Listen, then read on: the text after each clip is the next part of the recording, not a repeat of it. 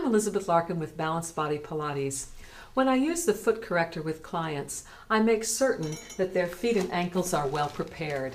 I make certain that they have already done the self-massage of their toes, awakening the proprioceptive sense and the mobility of their feet and ankles. I make certain also that they've already done their standing foot exercises referenced in a previous section, and that they have also done their work with the balls to bring articulation to their feet and their ankles.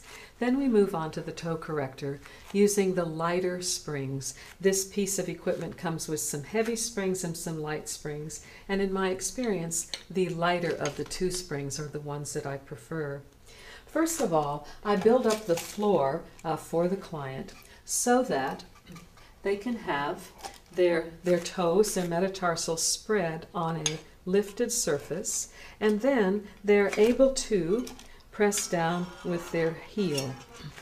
Now, it would be preferable when standing just to do this articulation from the ankle. For some people, that's difficult to do, so we'll start sitting. Sitting on a box, steady the foot corrector and the false floor, and then send the heel, the center of the heel, down through the foot corrector. It's not important to touch the floor of the foot corrector. It is important to keep the knee steady and to sit with the hip joint just slightly above or even with the knee. Then you change and do this in standing as well. Now, one can get the job done by shifting the pelvis forward and using the weight of the torso to press the foot corrector down. But it would be preferable to stand your ground on your supporting side leg and articulate at your ankle, steadying your knee. Having worked the rear foot in the direction of plantar flexion, now let's work the forefoot in the direction of dorsiflexion and then plantar flexion.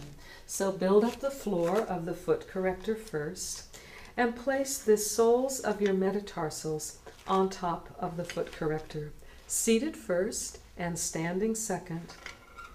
First, you can use your whole torso, shifting forward and back to get the feeling of the motion at your ankle and at your toes. Second, keep your torso vertical and just ask the motion to come from your foot. Now you can change to different angles with respect to this foot corrector. So rather than being straight on here, you can change to an angle like so, this way,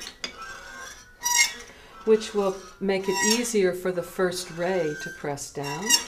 Or you can change to an angle like so, which will put more focus on the lateral aspect of your foot. Finally, move to the soles of your toes, and you can wrap the soles of your toes around here, straight on, asking your toes to move and the metatarsals to stay fairly steady. Both angles are beneficial here. Once you've practiced this with the raised floor, then you can ask for more range of motion in all directions with your rear foot as well as with your forefoot, the metatarsals, and the toes. Thank you. Bye-bye.